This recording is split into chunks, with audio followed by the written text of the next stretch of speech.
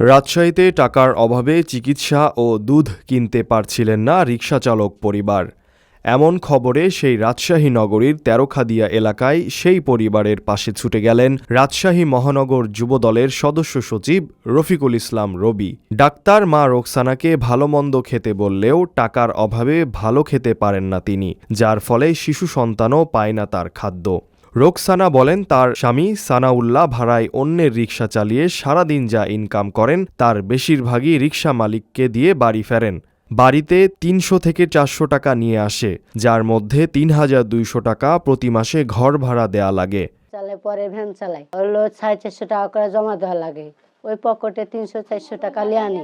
ঘর ভাড়া ৩,২০০ টাকা লাগে। এ বিষয়ে রাজশাহী মহানগর যুবদলের সদস্য সচিব রফিকুল ইসলাম রবি বলেন, আমি খবর পেয়ে তার কাছে এসেছিলাম। তাকে আর্থিক সহায়তা ও নবজাতক শিশুর জন্য দুধ দিয়ে গেছি এবং তার পাশে সবসময় থাকব, এই প্রতিশ্রুতি তিনি দিয়েছেন। ১-২ ঘন্টা আগে আমরা জানতে পারলাম আমাদের ছোট ভাই রোমেলের মাধ্যমে যে এখানে একটা অসহায় একটা পরিবার আছে। সে পরিবারে একটি সন্তান আছে।